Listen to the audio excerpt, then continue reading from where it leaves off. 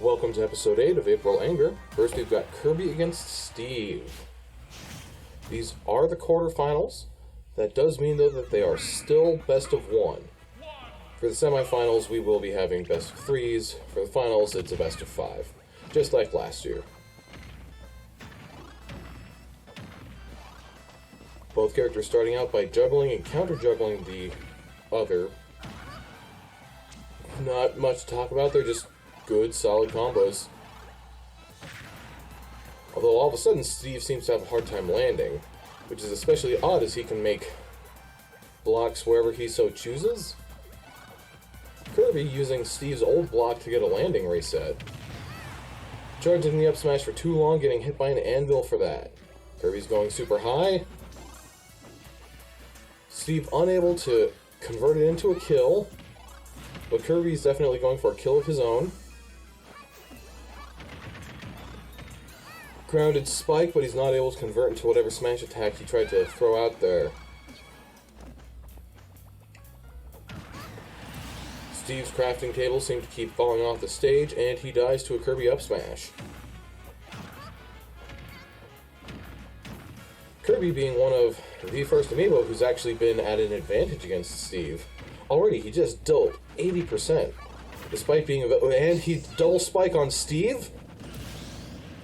And that's going to put Kirby Smash Bros. In a very nice position.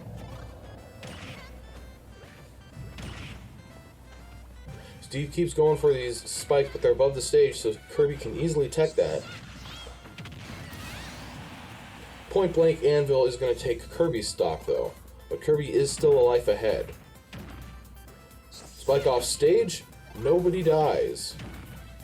But Steve does not successfully grab onto the ledge, getting comboed by Kirby for it. Steve is also out of anvils. Well, out of iron, which means he can't use the anvil anymore. I think that's going to spell his defeat, because Kirby is rushing him down, not giving him enough time to mine. And usually Steve's go-to kill option has been the anvil. Spike at the ledge, Steve hits on the stage, saving his life, but for how long? Steve finally getting some resources made.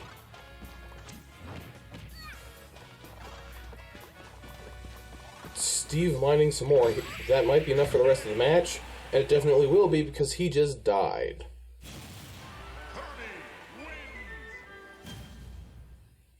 Kirby Smash Bros. Moves on. That leads us to Snake vs. Olimar. For most of this tournament so far, Olimar has been quite the bracket buster. What can I say? Just people didn't expect him to do very well. And he just keeps winning. That being said, he's already off to an early percentage deficit. Able to make it back. They're sort of in the fray. Piranha on the platform, but Snake turns around his up tilt. That means he's not going to be able to hit Olimar with it. Olimar's definitely playing a lot more close than I think Snake would prefer. Narrowly dodging the Nikita. Snake goes for the spike, but Olimar air dodges it. Snake C4 recovers, saves his life at the cost of about 20%. Although when you auto-heal, it's probably even less, but I don't know if you've noticed, but the auto-heal really doesn't come into effect much during the actual tournament. The matches get shorter and shorter, and that little extra percentage difference, I'm sure it's made some moves not kill, like for example that Olimar lived. Olimar pulling all 3 Pikmin in Snake's face before he's able to recover from his up smash. Throwing away the Pikmin to recover better, and he lands one on Snake, that's just extra percentage. Almost jumping into Snake's down smash. Again, Snake tried to go for the offstage spike, but Olimar was able to hit him out of it first. That's a dangerous game. Snake's spike, because it's so hard to land, it kills really early. Not necessarily at 0, but just above that. It'll kill you. Depending on altitude and stuff like that. Snake gets the first kill with the Nikita off stage on Olimar. Olimar kills him right back. Now we gotta wait for Snake to respawn.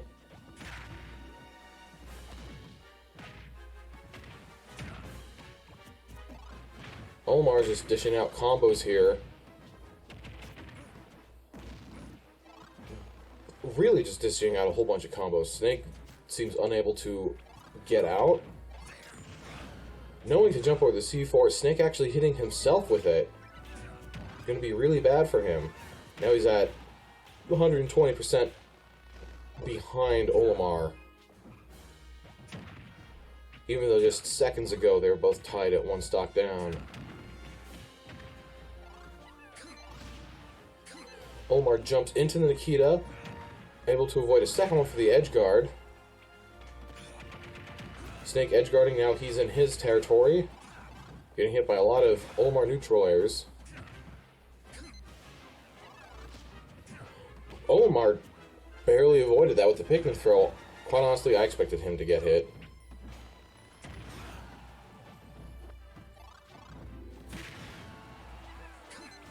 Shuffling for position, Olimar air dodging through the Nikita, not getting punished by Snake. Snake does have a little bit of lag when he cancels the missile, but Snake is also a character with an incredibly fast up tilt that kills characters at about 80, especially characters who are light, like Olimar. Forward smash is going to kill Snake again, and the characters are effectively tied once again, after taking turns of dominance.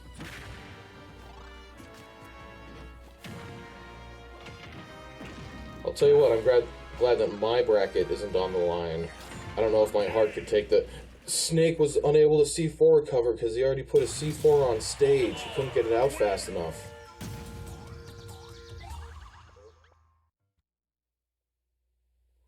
Piranha Plant against Ness. You know, in Earthbound, Ness is not a stranger to defeating oversized plants of various danger levels. Yeah, I don't know where I was going with that. Just a fun... Ness, do something! Okay, he shields it, which works out in the end, but if he had gotten shield poke, that would have just been unnecessary damage. I don't know why I'm worrying about Ness so much. He's already got 90% on Piranha Plant. It's a little weird because I always kind of want to root for both Amiibo, because I trained them. I want to be, like, so proud of them. But at the same time, on any given day, Ness already killing Piranha Plant with a back throw. On any given day, I might have a different reason for one Amiibo or another. Obviously, I want the ones who do well to consistently do well. Piranha Plant gets an offstage spike on Ness. Okay, 50 seconds in and they're both a stock down. I want those who do well to be consistent at doing well. I want those who do things I'd like to train out of them to not do well. Partially because that means that they get the retraining at the end of the season, which we're covering that in a while. I'm not going to go into the details here. But also stuff like if a character randomly taunts, I feel like it's more chromatically justified if they don't win the tournament. Falling up air from Ness, not super effective. It's just going to bring Piranha Plant to the stage. But outspacing with the baseball bat is going to kill Piranha Plant. This might be the end of the road for Piranha Plant. Being comboed by Ness, not knowing how to get out of it. Throwing the Patui, that means that Ness didn't get hit by it when Piranha Plant was grabbed. People quickly discover that the Patui kind of works as a weird counter just because it keeps falling on people who hit you.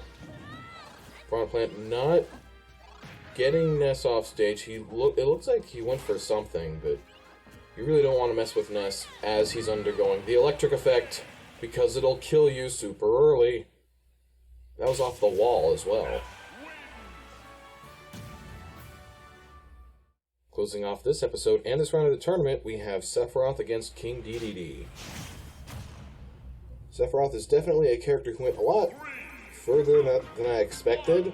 I thought he was just getting carried by his long-reaching attacks. But it seems like that actually is a valid strategy against a whole bunch of these amiibo.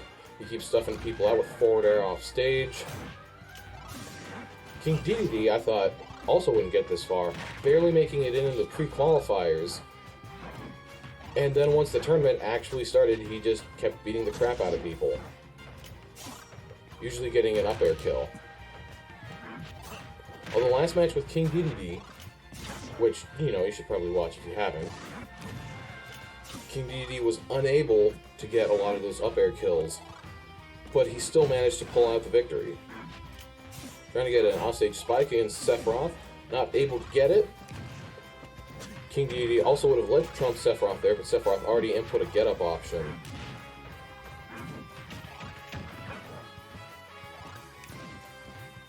Getting hit by the orb, now he's going to have a purple skill, it's going to hit him in just a second.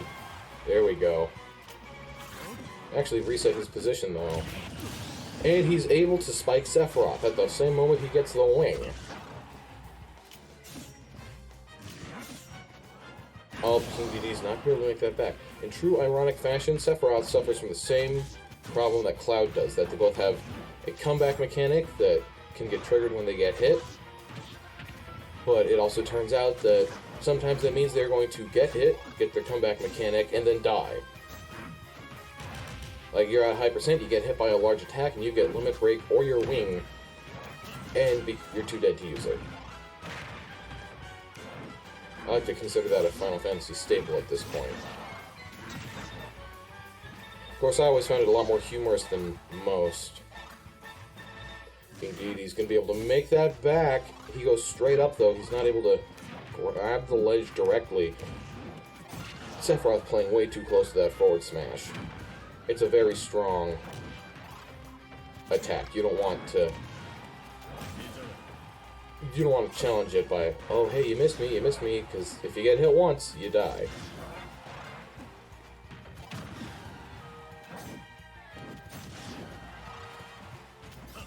King Dedede's off stage, able to avoid Sephiroth's up air and then kill Sephiroth with an up air. King Dedede, we know and love, is back. But he gets hit by the Giga Flare, but he gets hit by the end of it. King Dedede keeps canceling these up Bs. Quite honestly, at this point, if he had committed to one, he might have accidentally gotten a spike off of Sephiroth. Why are you going that way, King Dedede? You only have so many jumps. Canceling up B again. An up throw to up air combo in Sephiroth. For the amiibo, that's kind of impressive. Usually they go to down throw to forward air. Apparently it's actually ingrained in their AI. Okay, see, that was the full committed Super Dedede jump, but it was so telegraphed, there's basically no way it was going to hit. Getting the weirdest spike hitbox on Sephiroth to take out the counter. It's weird because Sephiroth has a counter, but it's basically the worst counter in the game, but only, you know, depending on how you judge it as a traditional counter. Honestly, the fact that it has a... Is that going to be it for King Dedede? That is, he's not going to be able to make it back. Sephiroth wins the match.